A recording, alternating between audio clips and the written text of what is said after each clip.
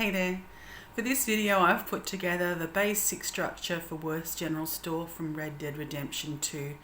It's got no detail on it yet. It kind of looks detailed, but it's only the infant stages of this diorama that I'm looking forward to getting stuck into in the up and coming weeks.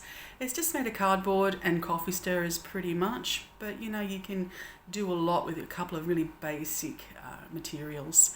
I hope you get something out of this, and I do hope you enjoy the video. And as a final note too, I've finally set up a Patreon page, and if you'd like to check it out and leave a tip, I would appreciate it very much. I've drawn this up just so it will fit into a frame I'm going to use as a base. This is not a specific scale, but I've got the measurements here if you'd like to make one the same size as mine. I've lined everything up into sections so I can keep the windows and doors even all the way around the building. When you cut your doors and windows out, make sure you hang on to them and use them as templates so you can draw them in and also use them to make the doors. And as you see, the lines I've put on here, they are guides so I can dissect the building evenly so I know where to put the doors and windows. It just helps keep everything in line, as you can see, like that. I'll run the window around the corner directly on that side where that line goes. I'll know exactly where to sit it, so I can just drop down the template that I kept from the front door and then just draw around it. Same with the window. Put it on the line that matches up with the one that was around the front, and it's that easy. This is what I do because I'm so poor with measuring, but it works for me. This is kind of a fail-safe, fast method that I use. It is a little shonky, but yeah, I don't mind it. They are Dinky dioramas after all. I will be saving those for later. There's two sides, and there's the front and the back. This is a really basic building. You don't need much cardboard for this one either. You see the measurement there. I'm going to put up an image so you can use these images later if you need them for the measurements. As you can see, there's all the pieces, just the front, the back and two sides. Of course there's going to be a roof, but yeah, you can deal with that later. It's a lovely, basic, simple design, this structure. Really easy to copy. One of the reasons I chose it. And just here are the images, so you can just, you know, pause it for yourself and take them down if you desire to do so. This is it complete, except the roof is not glued down. There's just a few pieces that I sat on there and ran a pencil down and cut them out to size.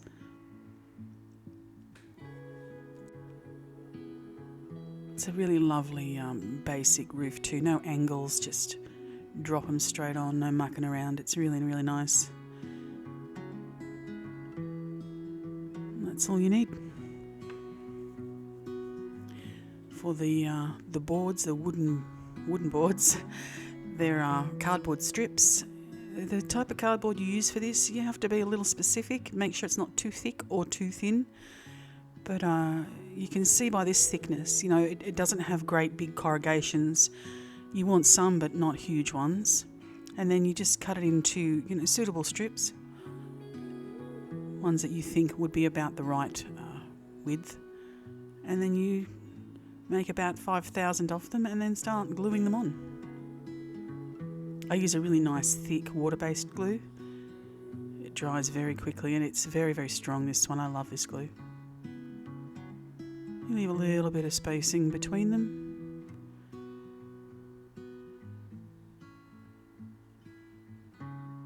Just press them down, try and be careful with them, and then I'm just going to put this sheet of plastic down so I can weigh it down on the side I've just done so it will dry nice and flat. And that's another reason I use a very thick water-based glue, is because if it's too wet you will cockle the cardboard. It's about knowing how to deal with cardboard if you're using it. So avoiding moisture is a good thing if you can do it. I'm just going to go straight over the doors and windows because I'll cut them out later.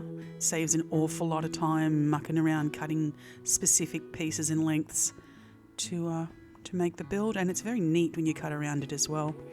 And I also just cut off the outer parts once I've glued them on. Took me quite a few builds to come up with this idea. I would do each strip the right length, but you just cut them off like that, and hey presto, beautifully clean, perfectly done edges. Make sure your glue is really dry, by the way, because if it's a little bit wet, you're going to bend these pieces of cardboard. You want them to be as firm as possible, so leave it overnight, let it dry really nice and hard. It'll dry almost to the point of feeling like wood. If you have even slightly a bit damp, it's going to be all wonky. You've got to be patient with cardboard. Same goes for these as well. If you're going to cut them out, make sure it's super dry. I cut this out and I hadn't waited quite long enough, so once I got to the other side it kind of bent a little bit instead of nice and firmly cutting straight off really easily.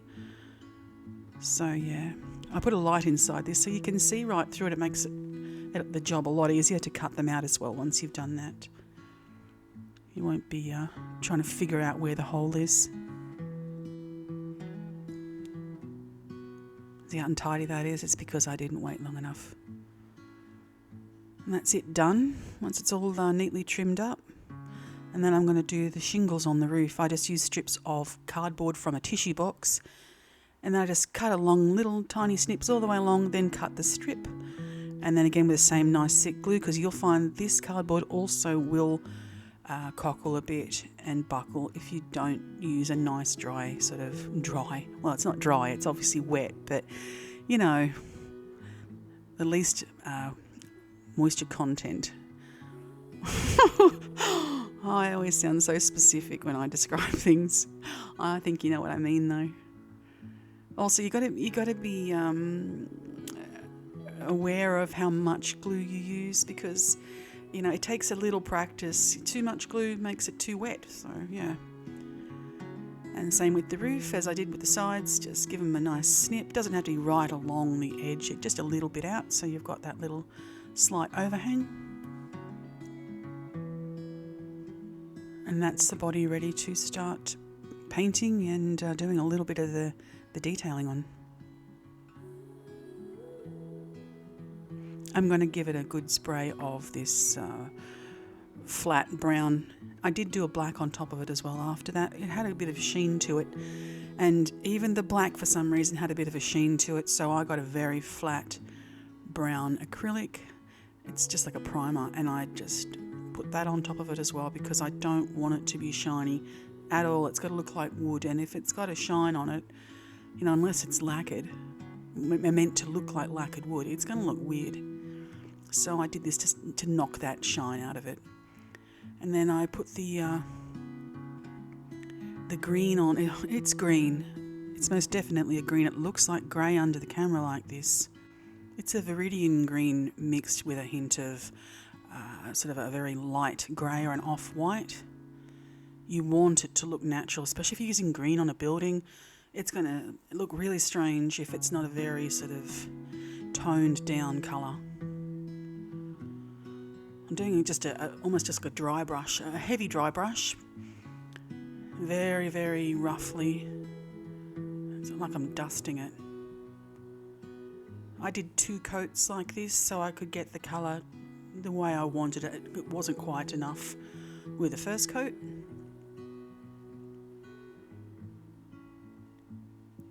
And then I got that off-white and I did a dry brush on top of that to make the colour look even more aged. As you can see that white there, and then there's that black and brown underneath coming through from the green, and when you do it in those ways it really works. This is just some white trim. These are bits of balsa wood, the long ones, and the other ones are just the coffee stirrers, and more coffee stirrers just to trim up the back. I just stain them with a bit of black brown wash. Little door made out of balsa wood. The next video I do will be on making little doors, so I better pump out another video and avoid having to put too much into this one at the same time. The windows, I measured them out like this because they're a little bit fancy. Luckily, I only had to make 3 of them, so I started out basically by drawing it up and then making the basic rectangular frame, and then just one little piece at a time. And you can see I've got a piece of paper under there, and I put plastic on top, so I use wood glue and glue it down because it won't stick to the plastic, and when the wood dries, I can pull it away. A little bit of balsa wood that I just cut out and drew with a pencil, a couple of lines to make it look nice and detailed. And then I stained that top bit brown as well. It came out quite nice. Luckily I had to make 3 of them because they were a little bit fiddly, but they look pretty good. And then after I stained them, I gave them a coat of the same white that I've used on the trim previously and mixed with the green. Got to try and keep your colours, in line with each other. Bit of plastic, I used a paint pen and I drew in the pattern. It's a great way of getting really fine detailing on windows. Another one, I've drawn it up on the same piece of paper with the other windows. I draw it up, lay a little piece of plastic on so I know the size of each window, and then I follow the guide I've made myself.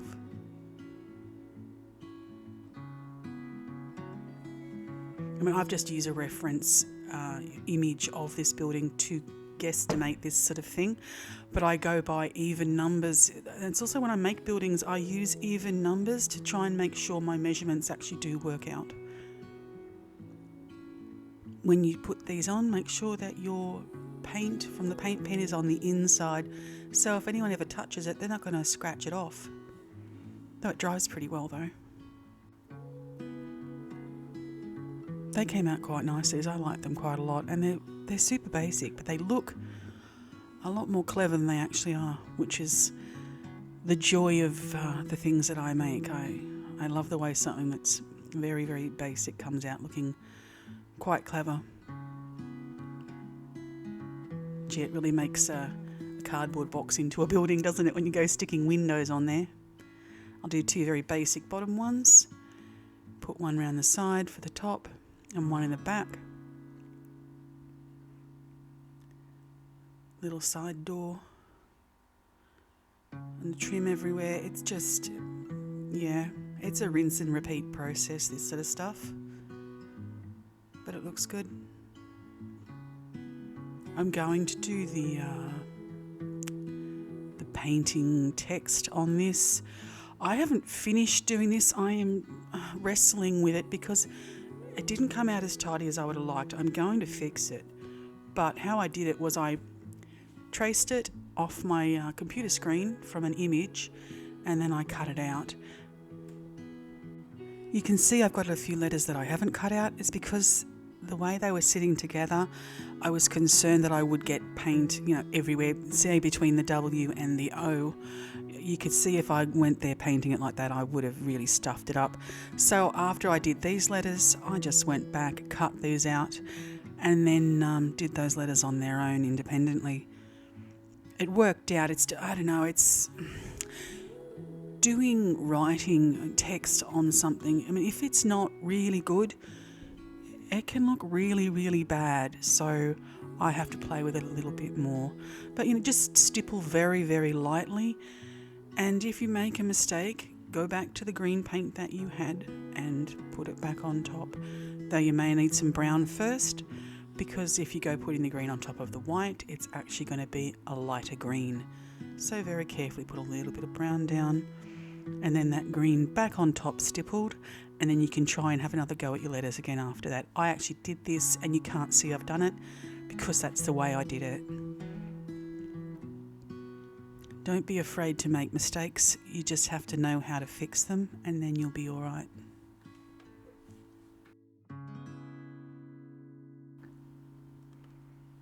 You can see there it's rough, but you also have to put the little, the green back in where the R's and A's and O's and things are. It's pretty fiddly. I can't say I enjoyed this part of the job. I put it off for about 3 days, knowing it was going to be rough. Just a bit of balsa wood to make the top for this. I eyeball that like I do with everything, but it looks right. This bit of cardboard that I've sprayed is for the base, so I can build the deck around it, the veranda, whatever you want to call it. It'll also hold everything nicely just in one piece, so I can have it ready to put onto the diorama base when the time comes. I'm using these coffee stirrers that I'm going to stain brown in my jar of watered down wash. These are a pile of scrap sticks that I save, and I did earlier as well. I have mounds of these ready to go, and I don't throw them out, I just hang on to them. And well, these are going to be a new batch for the deck, but I'll throw any scraps in with these. I'll use them on just about every build.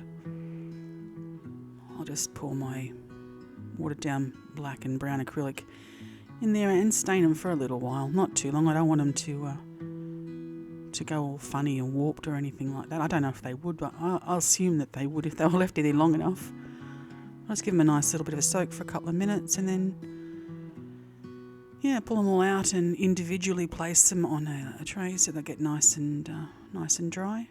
I love using this stain because it allows the wood to keep its grain. You're not going to fill it in with paint.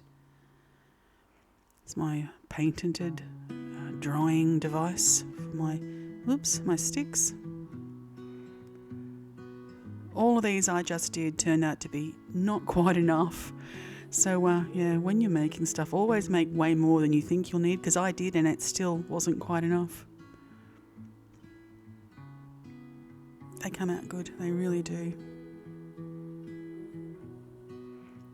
Very, very light dry brushing of an off-white, the same one that I've been using. I mean, you could use different ones for different wood, as you know, they look different with different age and different types of wood.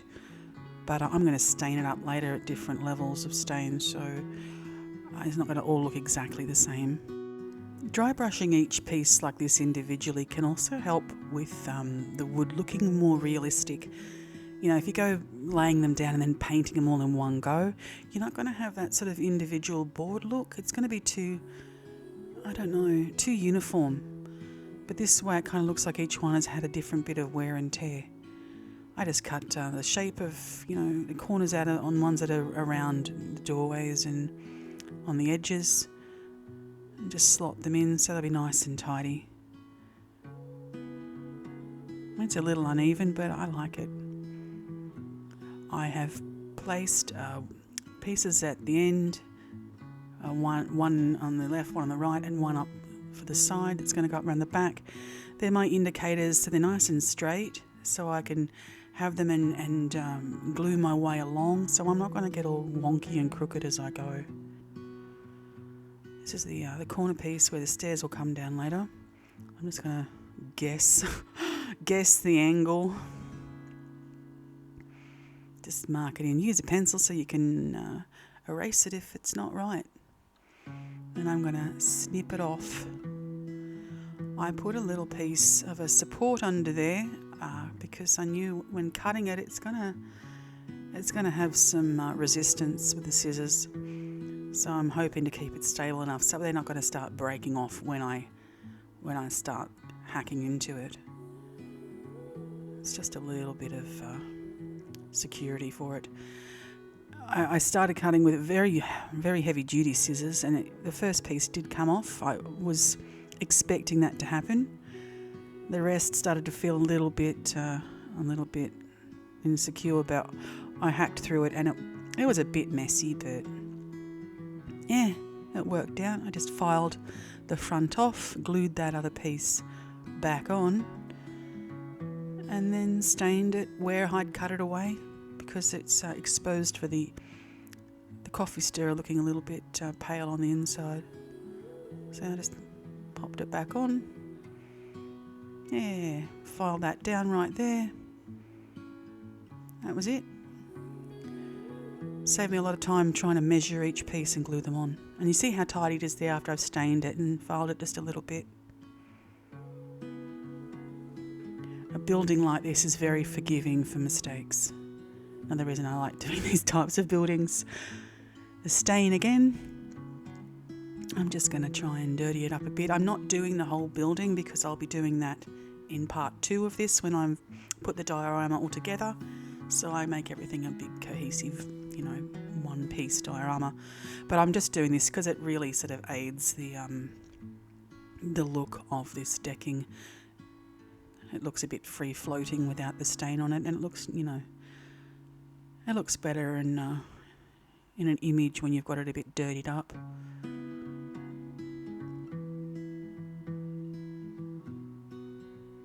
I'm going to do it all the way up around the side and around the back. Do make sure your glue is very, very dry before you do this because the wash can loosen the glue.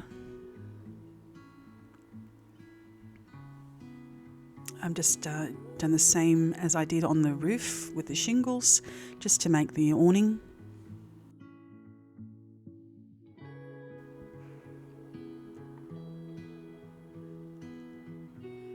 It's starting to look almost like it's complete. It looks quite good. It's a little bit uneven, but I don't mind. I'm just using these bits of dowel to make the... Oh God, I can't remember what they're called. The posts. Ah, there it is. I remember it now. Yeah, I just cut them evenly to the height that I assumed was correct. And then I beat the living hell out of them with a nice lump of concrete. Because in game, these are really, really rough looking, almost like trees that have had their branches cut off. But yeah, I thought I'd roughen them up. The rock wasn't good enough. Hammer, yeah. I did this for quite a bit on all 4 of them, and they look rustic, if anything. Better than just straight up and down bits of dowel. As you can see, they look more natural this way, so it's not bad. I gave them a stain. Everything is rinse and repeat, as you see. I mean, you'd be able to make these dioramas with your eyes closed after watching enough of my videos. Everything's basically the same. Stain them, let them dry, give them a coat of the same themed paint that you're using on whatever diorama you're working on. I'm doing this as roughly as possible because I want them to look really, really rough without filling in any of the indentations I've created with the hammer and the bit of concrete and the natural grain. I don't want to fill any of that in, so it's pretty rough. I put a little strip across here so I can use it just to support the back of the awning so it'll sit evenly and not fall down while it's drying.